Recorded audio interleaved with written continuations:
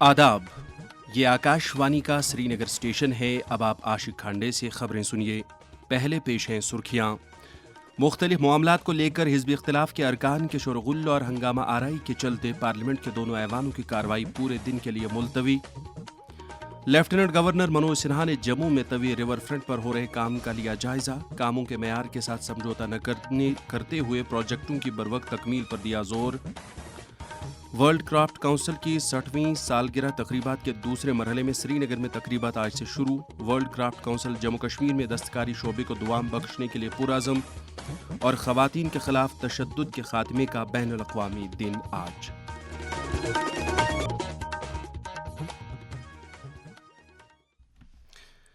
अब पेश है इन और दीगर खबरों की तफसील। पार्लियामेंट के दोनों ऐवानों की कार्रवाई आज एक मखसूस कारोबारी ग्रुप के खिलाफ मुबैना रिश्वतखोरी के इल्ज़ाम और दीगर मामलात पर अपोजिशन की हंगामा आराई के तनाजुर में पूरे दिन के लिए मुलतवी कर दी गई। सरमाई इजलास के पहले दिन आज जब राज्यसभा की कार्रवाई पहले इल्तवा के बाद 11:15 बजे दोबारा शुरू हुई तो ऐवान के चेयरमैन जगदीप धनखड़ ने हिज़्ब इख्तिलाफ के अरकान पर जोर दिया कि वो कार्रवाई को मामूल के मुताबिक चलने दें।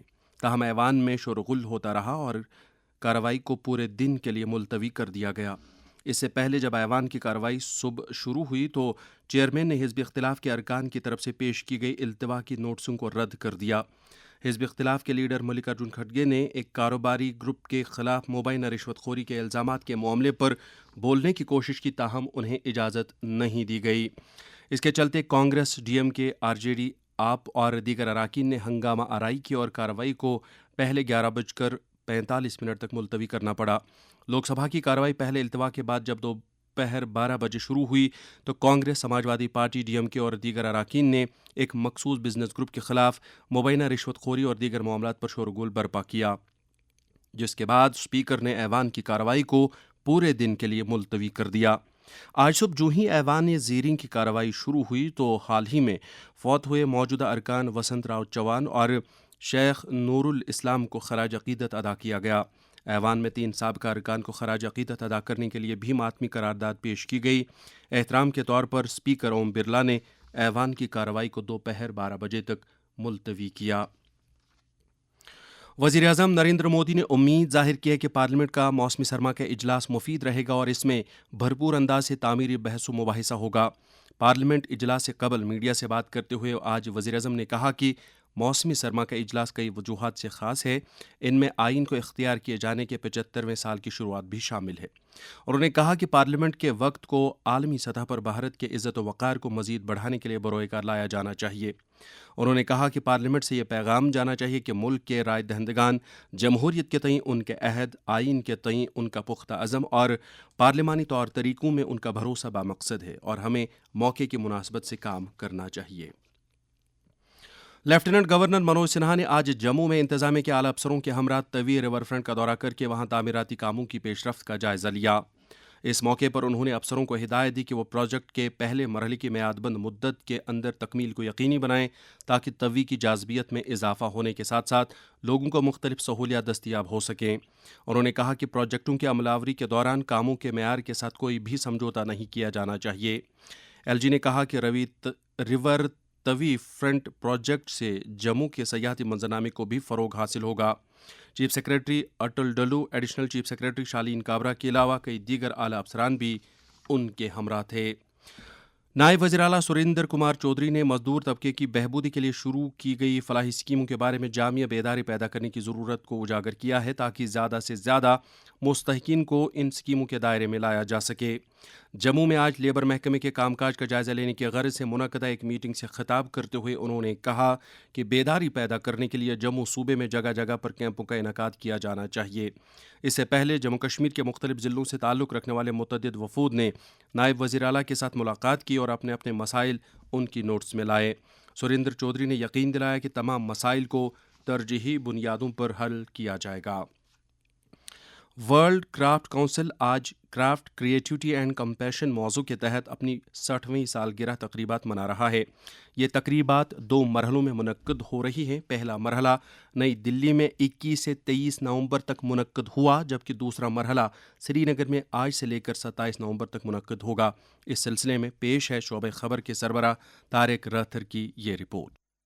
وزیر اعلیٰ عمر عبداللہ نے نئی دلی میں ورلڈ کرافٹ کونسل کی تقریبات میں شامل ملکی اور غیر ملکی مندوبین کے اعزاز میں کل عشائیہ کا اہتمام کیا۔ اس موقع پر وزیر اعلیٰ نے جموں کشمیر میں ہینڈی کرافٹ سیکٹر کو تقویت بخشنے کے لیے حکومت کی پالیسیوں اور پروگراموں کو اجاگر کیا۔ اس حوالے سے director handicrafts Kashmir Mahmood Ahmad Shah نے شعبہ خبر کے ساتھ بات کرتے ہوئے کہا، اس میں 15 انٹرنیشنل ڈیلیگیٹس ہیں، ان کا یہاں پہ 3 دن کا وزٹ رہے گا۔ دیکھیے ہمارے کرافٹ پہ کافی سینٹرل ایشیا کا انفلوئنس ہے، تو 19 آرٹیزن جو ایران اور سینٹرل ایشیا سے ہیں وہ بھی ایک تو اپنے فن کا مظاہرہ کریں گے اور اپنا سامان بھی وہ لا رہے ہیں، اور ہم ایک کرافٹ بازار سیٹ اپ کر رہے ہیں۔ یہ 2 دن کا کرافٹ بازار رہے گا، اور یہ کرافٹ بازار جو ہے عام لوگ وزٹ کر سکتے ہیں 2 بجے کے بعد، کل بھی اور پرسوں بھی، اور وہ دیکھیں کہ جو ہماری سملرٹیز ہے with crafts especially in central Asia اور وہاں کے آرٹیزنز کیسے یہ کام کرتے ہیں۔ تو ایک ایکسچینج پروگرام ہم کوشش کر رہے ہیں سیٹ اپ کرنے کا۔ جموں کشمیر میں دستکاری اشیاء کی برآمدات جو سال 2021-22 میں 563 کروڑ روپے تک تھی، 2023-24 میں 1162 کروڑ روپے تک پہنچ گئی ہیں۔ جموں کشمیر حکومت اور ورلڈ کرافٹ کونسل کے اشتراک نے ایک مثبت نہج اختیار کی ہے، جس کی روح سے سری نگر میں ورلڈ کرافٹ سینٹر اور انٹرنیشنل کرافٹس میوزیم قائم کیے جائیں گے۔ آکاشوانی اردو خبروں کے لیے میں طارق راتھر۔ صحت و طبی تعلیم کی وزیر سکینہ ایتو نے اننت ناگ میں افسروں کی ایک میٹنگ کے دوران حکومت کی طرف سے عملائی جا رہی اسکیموں اور ترقیاتی کاموں کا جائزہ لیا۔ انہوں نے افسروں کو ہدایت دی کہ مزید تندہی اور لگن کے ساتھ کام کر کے وہ لوگوں کی خدمت کریں۔ اس سے پہلے اننت ناگ کے ڈپٹی کمشنر ڈاکٹر سید فخر الدین حامد نے ضلع میں عملائی جا رہی اسکیموں اور پروگراموں کا خاکہ پیش کیا۔ میٹنگ میں اننت ناگ ضلع کے تمام رکن اسمبلی موجود تھے۔ وزیر اعظم نریندر مودی نے آج بھارت منڈپم نئی دلی میں آئی سی اے گلوبل کوآپریٹو کانفرنس 2024 کا افتتاح کیا۔ اس موقع پر وزیر اعظم نے مہمانوں کا استقبال کیا۔ انہوں نے کہا کہ بھارت میں پہلی مرتبہ بین الاقوامی کوآپریٹو کانفرنس منعقد کی جا رہی ہے تاکہ یہاں کی کوآپریٹو تحریک کو وسعت دی جا سکے۔ انہوں نے کہا کہ دنیا کے لیے کوآپریٹو ایک ماڈل ہے، لیکن بھارت کے لیے یہ ایک کلچر اور طرز زندگی کی حیثیت رکھتا ہے۔ آج خواتین کے خلاف تشدد کے خاتمے کا بین الاقوامی دن ہے۔ آج کے دن خواتین کے حقوق سے متعلق بیداری پیدا کرنے کے ساتھ ساتھ انہیں مختلف اقسام کے تشدد سے بچانے سے جڑے امور کو اجاگر کیا جاتا ہے۔ اس کے علاوہ خواتین کے معیار حیات میں بہتری لانے نیز ان کے لیے ایک سازگار اور خوشنما ماحول تیار کرنے سے متعلق معاملات پر بھی سیر حاصل تبادلہ خیال کیا جاتا ہے۔ اس دن کی اہمیت سے ہمارے نیوز ایڈیٹر اشفاق احمد شاہ نے جب کشمیر یونیورسٹی کے میڈیا شعبے میں پروفیسر کے عہدے پر تعینات ڈاکٹر سیدہ افشانہ کے ساتھ بات کی تو انہوں نے کہا، آج کا دن شاید ہمارے لیے ایک ریمائنڈر ہے کہ ہمیں تسلیم کرنا چاہیے کہ کشمیر میں خواتین کے خلاف جو تشدد ہے وہ بڑھ رہا ہے، اور ہمیں اس کے لیے کچھ نہ کچھ ضروری کرنا چاہیے۔ ہم شاید اپنے ویلیو سسٹم کو اپہولڈ نہیں کر پا رہے ہیں۔ تو پہلے مجھے لگتا ہے marriage as an institution, family as an institution ایک سٹریس ہونا چاہیے کہ ہم کیسے ویلیو سسٹم پہ بلیو کر رہے ہیں، اور یہ ویلیو سسٹم ہمارے لیے کتنا اسٹرانگ اور اہم ہے۔